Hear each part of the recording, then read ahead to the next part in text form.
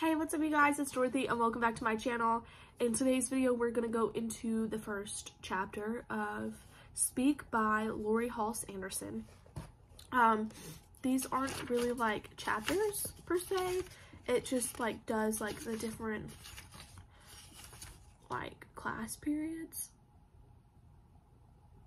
which I'm just gonna count as chapters if that makes any sense.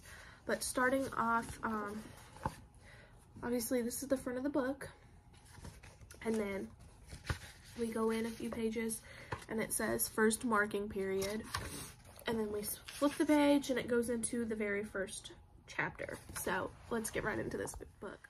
This video may contain sensitive topics, very sensitive topics, and foul language. If you do not wish to continue, I extremely encourage you to click off the video now. You have been warned. Welcome to Merriweather High. It is my first morning of high school. I have 7 new notebooks, a skirt I hate, and a stomach ache. The school bus wheezes to my corner, the door opens, and I step up. I am the first pickup of the day. The driver pulls away from the curb while I stand in the aisle where to sit.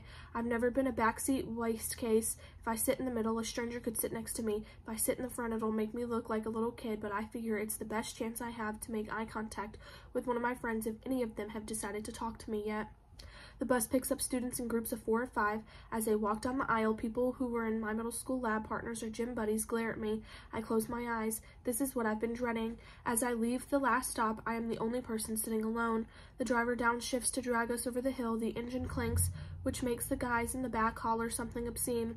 Someone is wearing too much cologne. I try to open my window, but the little latches won't move. A guy behind me unwraps his breakfast and shoots the wrapper at the back of my head. It bounces into my lap. A ho-ho. We pass janitors painting over the sign in the front of the high school. The school board has decided that Merriweather High, home of the Trojans, didn't send a strong abstinence message, so that they transformed us into the Blue Devils. Better the devil you know than the Trojan you don't. I guess school colors will stay purple and gray. The board didn't want to spring for new uniforms. Older students are allowed to roam until the bell, but 9th graders are herded into the auditorium.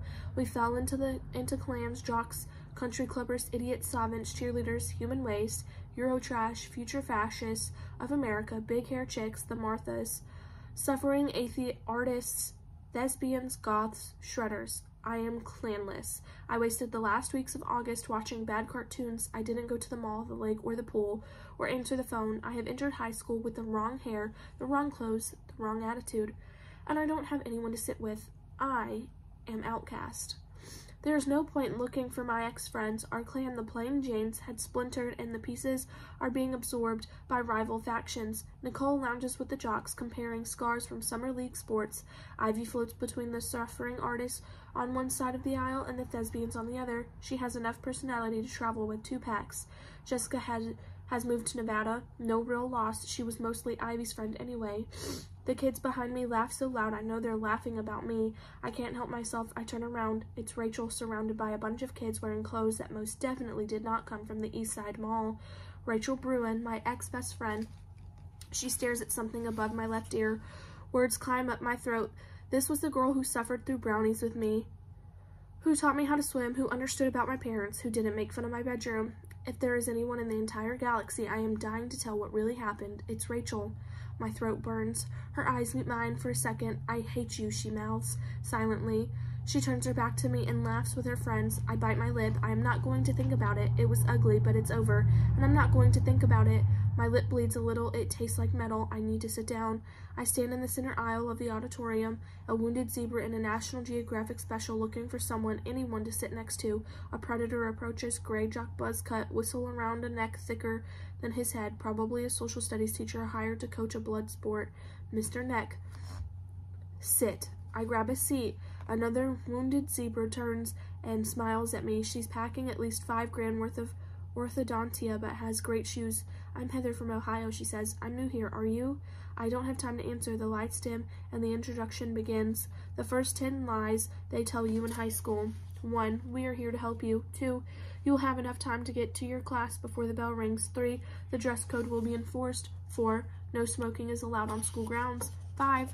Our football team will win the championship this year. 6. We expect more of you here. 7. Guidance counselors are always available to listen. 8. Your schedule was created with your needs in mind. 9. Your locker combination is private. 10. These will be the years you look back on fondly. My first class is biology, and I can't find it.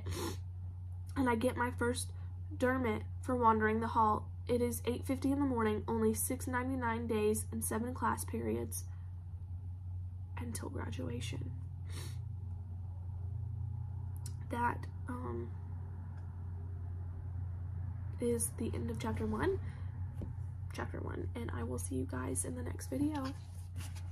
Bye.